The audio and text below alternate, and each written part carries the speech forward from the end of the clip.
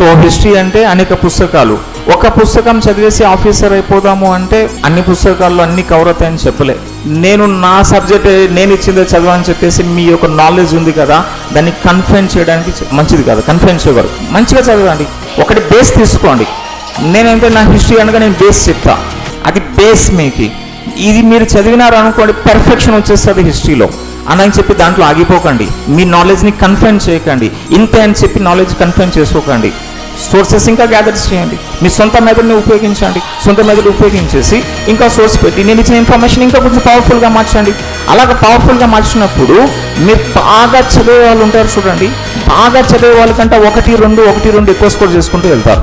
ఇప్పుడు ఈ 300 main score ఉంది కదా, సో దీంట్లో మనం 220 అప్ టు 25, 230 స్కోర్ చేసినాం అనుకోండి, సర్వీస్ సాధించగలుగుతాం.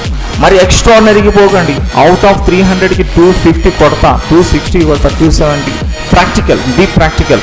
మనం 225, 230లోకి వచ్చినాం అనుకోండి సర్వీసెస్. అయితే బాగా చదివిన వాళ్ళు ఉంటారు చూడండి, బాగా చదివిన వాళ్ళు 220కి వచ్చేస్తారు, 220కి. అయితే ఆ 220 తర్వాత ఒక్కొక్క మార్క్ యాడ్ అవుతుంది చూడండి, 221, 222, 223. అది సర్వీస్ తెచ్చిపెడుతుంది, మనం అనుకున్న సర్వీస్ తెచ్చిపెడుతుంది.